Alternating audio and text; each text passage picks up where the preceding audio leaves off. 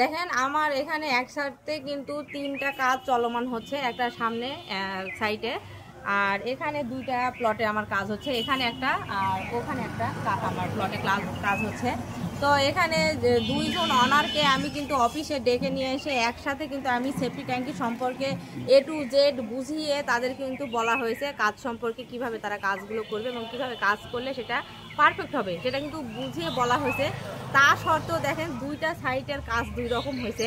এটা আসলে যদি যিনি মালিক পক্ষ আছে, যিনি অনার আছে, সেটা মানে তাকে কিন্তু বুঝিয়ে বলা হয়েছে, তারপরেও কিন্তু তার দিক থেকে কিন্তু কাজটা কিন্তু সুন্দরভাবে তুলে নিতে পারেনি। এখানে মালিকেরও কিছু অজ্ঞতা থেকে গেল এবং যিনি ওনার সাইডে যিনি মিস্ত্রি ছিল তারও কিন্তু অনেকটা অজ্ঞতা থেকে গেল।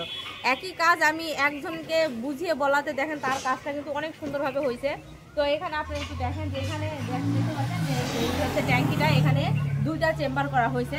তো এখানে 2টা চেম্বার করা হয়েছে এবং চারিপাশে আমার কিন্তু গেট বিম যাচ্ছে, যেহেতু এটা আমার হচ্ছে গ্যারেজ হবে, যার কারণে এটা একটু হাই হবে এবং গেট বিম থাকার কারণে এটা কিন্তু 5 ইঞ্চি হবে। এদিক দিয়ে গেট বিম যাবে, ওপাশ দিয়ে গেট বিম যাবে।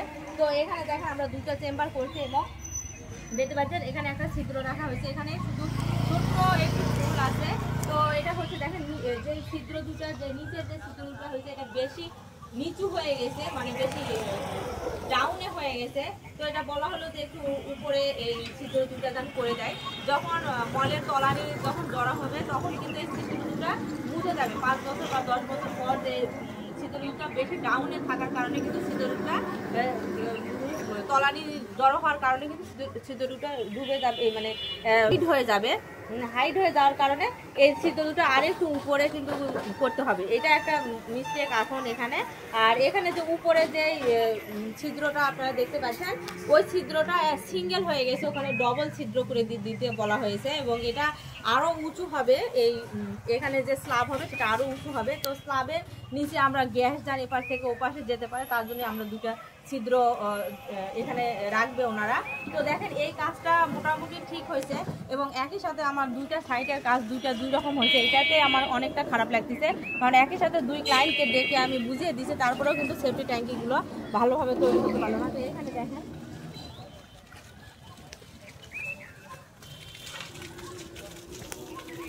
এই যে সেফটি ট্যাঙ্কিটা দেখতে পাচ্ছেন, এটা কিন্তু হিউজ বড় একটা সেফটি ট্যাঙ্কি করছে এবং এখানে একটা সমস্যা দেখেন যে বেসগুলো কিন্তু একদম সেফটি ট্যাঙ্কির ভিতরে পড়ে গেছে এবং দেখেন ওখানে যে বেসটা ছিল, ওই সাইডের যে বেসটা ছিল সেটা কিন্তু একদমই দেখা যাচ্ছিল না, সেটা কিন্তু উপরে একটা বেসের উপরে একটা ঢালাই দিয়ে 3 ইঞ্চি ঢালাই দিয়ে কিন্তু ওটা কভার করে দেওয়া হয়েছে। কিন্তু এখানে করছে কি দেখেন, এটা কিন্তু সেফটি ট্যাঙ্কির যে এখানে যে কলামের যে বেসটা আছে সেই বেসটা কিন্তু এখানে দেখা যাচ্ছে, এই পাশেও দেখা যাচ্ছে, এপাশেও দেখা যাচ্ছে এবং মাঝখানে একটা বিম পড়ছে, দেখতে পাচ্ছেন এখানে মাঝখানে বিম পড়ে গেছে। তো এত বড় 3 তলা একটা বিল্ডিং এর জন্য এত বড় সেফটি ট্যাঙ্কির কোনো দরকার ছিল না আমার মনে হয় প্রথমত।